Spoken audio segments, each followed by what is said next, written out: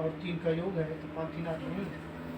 Hello बच्चों, मैं ओम प्रकाश आपके अपने YouTube चैनल प्रकाश ऑनलाइन क्लासेस में आपका स्वागत करते हैं।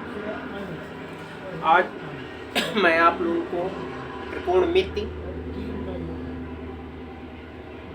पढ़ाएंगे बेसिक से एडवांस तक। जैसे इंट्रोडक्शन टू ट्रिग्नोमेट्री।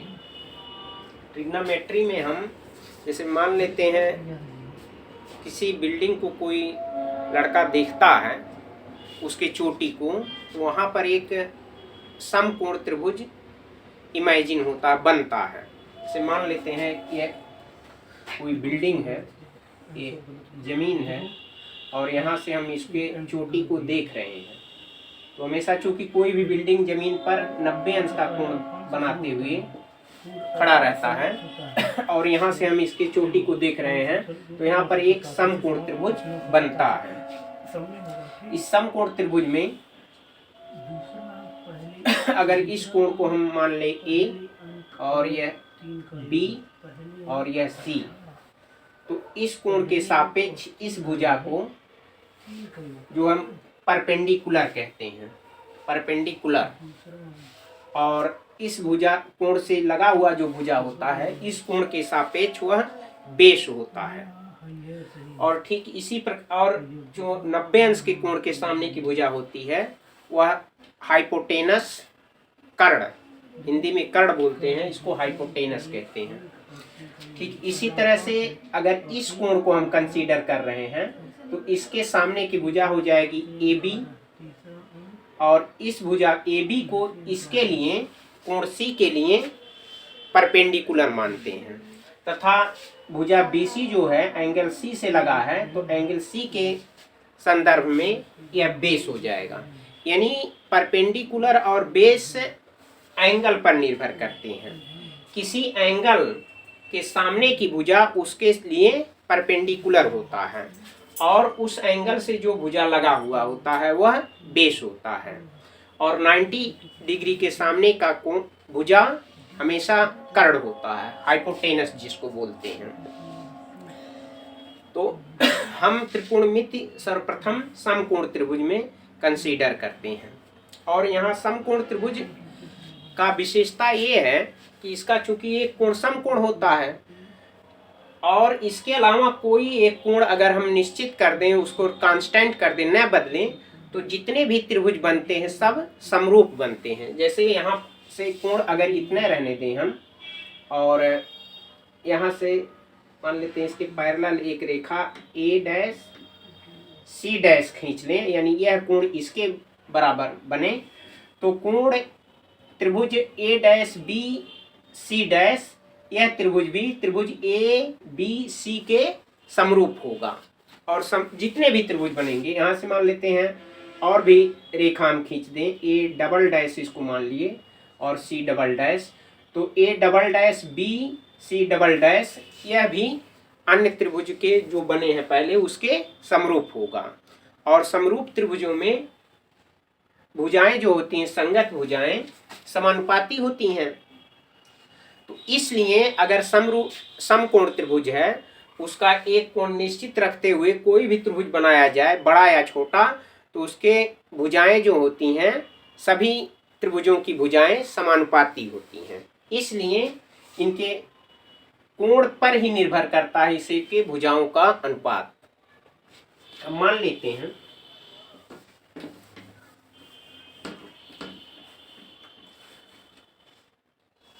अगर एक त्रिभुज ABC एक समकोण त्रिभुज है और यहाँ यह 90 डिग्री का कोण है और ये A है, और मान लेते हैं हम BC की लंबाई P, परपेंडिकुलर को P से व्यक्त करते हैं, यानी BC का लेंथ होगा P, और A के सापेक्ष यह AB जो है बेस है, तो हम इसको शॉर्ट में इसको B मान लिए, या B, स्मॉल b कर देते हैं, और इसको P, और हाइपोटेनस जो है H कर दिए। तो तीन, चूंकि ये इसमें तीन भुजाएं हैं तो दो दो का जोड़ा ले करके हमारे पास कुल 3 अनुपात बनते हैं, 3 अनुपात, और उसी को अगर पलट दिया जाए रेशियो तो 3 और हो जाता है, तो कुल 6 अनुपात बन जाता है। तो इसमें अगर इस कोण का हम डिफाइन करते हैं साइन ए, साइन ए, ये साइन ए मीन्स कोण ए का साइन, ये होता है लंब बटे कर्ण। इसको हम लिख दे रहे हैं हिंदी में ही, लंब बटे कर्ण, और यह हो जाता है P by B. Cos theta, इसका कास ए, तो आधार बटे कर्ण कर देते हैं, यानी इसको आधार बटे कर्ण या बेस बाई हाइपोटेनस, ये हो जाता है, इसको कैपिटल बी, इसको P बाई बी, और यह B, यह लेंथ है इसका, और ए बी जो है इसका एंगल है, तो ये हो जाएगा P बाई एच है, और यह B बाई एच हो जाएगा, तथा tan जो है परपेंडिकुलर और बेस का, परपेंडिकुलर और बेस का अनुपात होता है, यानी tan A इक्वल टू लंब बटे आधार हो जाता है, यानी ये हो जाएगा P बाई बी। अब इन्हीं अनुपातों को, इसको अगर पलट दिया जाए, या यहाँ से हम पलट रहे हैं, तो tan अगर इसको पलट दें तो उस अनुपात को काट ए कहते हैं, यानी काट ए हमारा हो जाता है आधार बटे लंब, आधार बटे लंब, यानी B बाई पी, और इसको अगर पलट दें तो उसको सेक कहते हैं, यानी सेक ए बराबर हो जाता है कर्ण बटे आधार, यानी H बाई बी, और इसको अगर पलट दें तो उसको कोसेक कहते हैं, cosec, cosec A, cosec A बराबर हो जाता है कर्ण बटे लंब, कर्ण बटे लंब यानी H बाई पी। इसमें भुजाओं में ये रिलेशन है, और इसको हम इक्वेशन 1, 2, 3, 4, 5, 6, ये 6 रिलेशन त्रिकोणमितीय अनुपात कहलाते हैं, और इन्हीं सूत्रों से हम और भी सूत्र निकाल सकते हैं। जैसे हमारा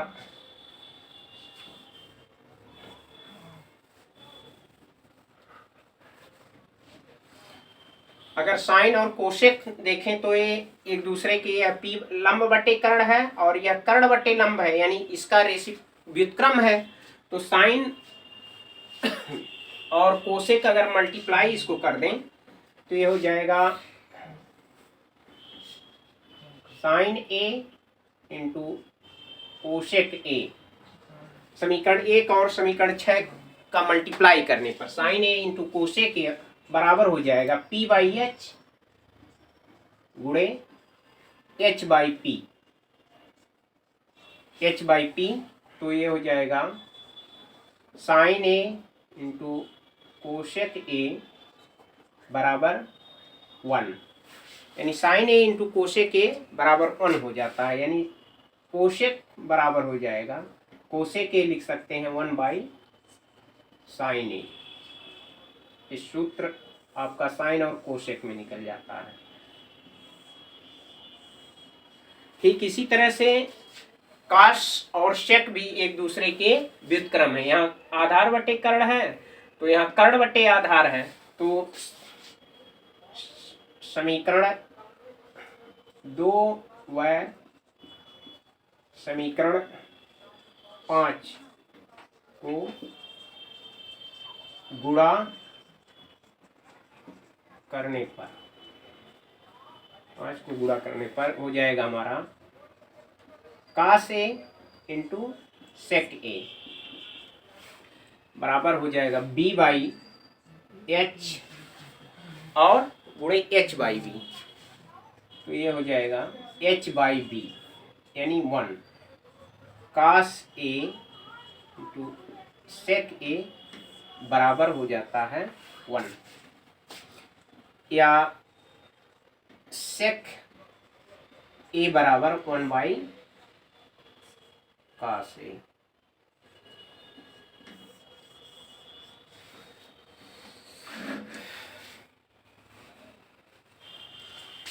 इसके बाद tan और cot को अगर देखें तो वो भी एक दूसरे के उल्टे हैं, व्युत्क्रम हैं। तो tan A और cot A लंब tan A बराबर लंब बटे आधार है और cot A बराबर आधार बटे लंब है। तो समीकरण 3 और 4 को अगर मल्टीप्लाई कर दें तब देखते हैं क्या रिजल्ट मिलता है।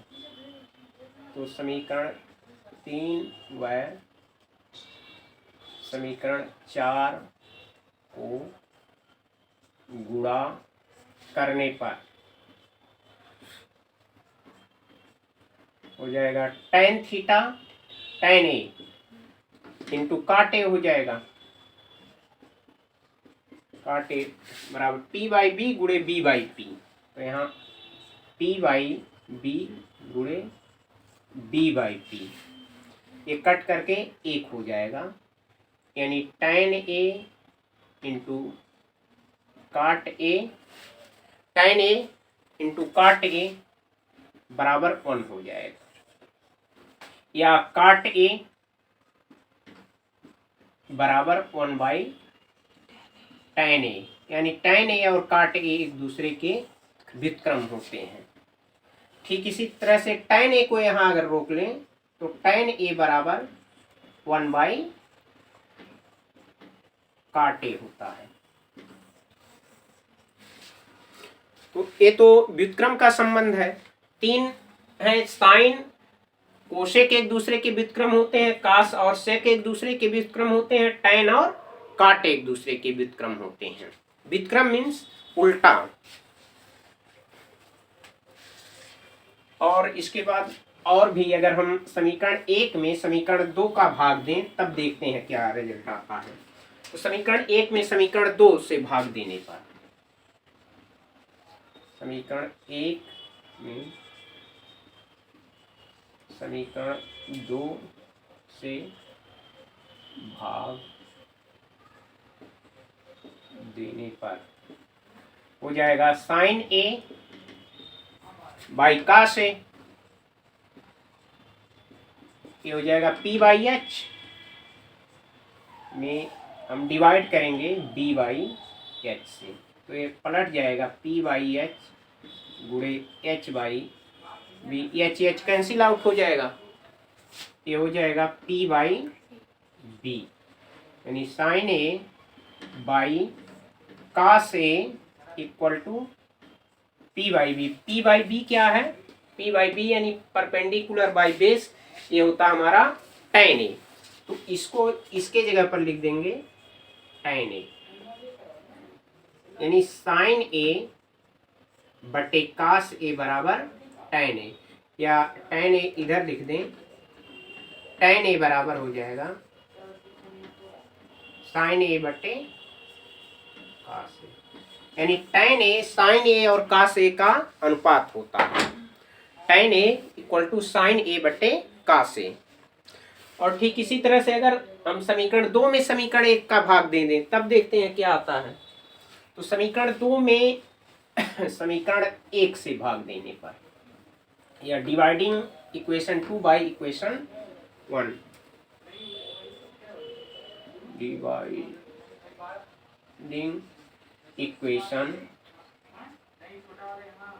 2 बाई इक्वेशन 1 इसमें अगर 2 में अगर 1 का भाग देंगे तो हो जाएगा कि cos A by sine A।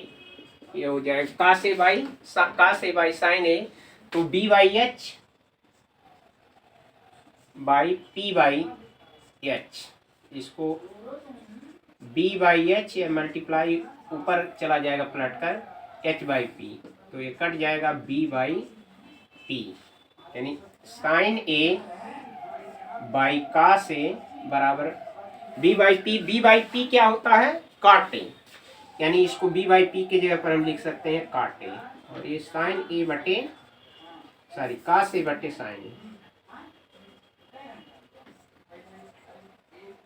तो साइन ए बराबर हो जाएगा काट ए, या काट को इधर लिख दें, इसको उधर लिख दें, हमारा फार्मूला हो जाएगा काट ए बराबर कास ए बटे साइन ए, ये सूत्र हो जाएगा। तो इस तरह से त्रिकोणमितीय अनुपातों में पारस्परिक जो रिलेशन होता है बेसिक, इसको हमने कवर किया है। और देखिए ध्यान देने वाली बात यहाँ ये है कि हम जो त्रिकोणमितीय अनुपात लिख रहे हैं यहाँ,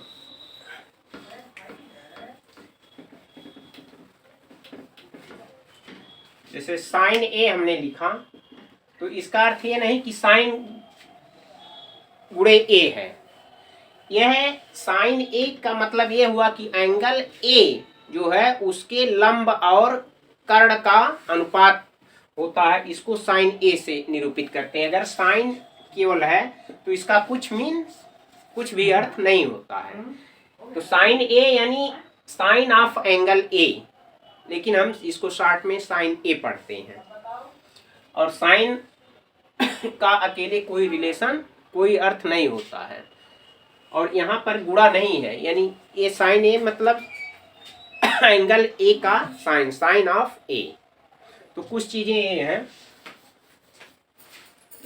ठीक इसी तरह से अगर हम साइन ए का स्क्वायर कर दें तो इसको शॉर्ट में सुविधा के लिए हम साइन स्क्वायर ए लिखते हैं, जबकि इसका अर्थ होता है sine A of the whole square. अब यहीं पर ये है साइन ए बराबर हमारा होता है 1 बाई कोशेक ए, जैसा हमने सिद्ध किया। तो इसको ऐसा नहीं लिख सकते हैं कि घात के नियम से काश ऊपर जाए कोशेक इनवर्स कोशेक का ए का घात -1, इसका दूसरा रिप्रेजेंटेशन होता है जो हम लोग आगे पढ़ेंगे। तो ऐसा इसको नहीं लिख सकते, इसको बल्कि ऐसा लिखेंगे काश ए पर -1।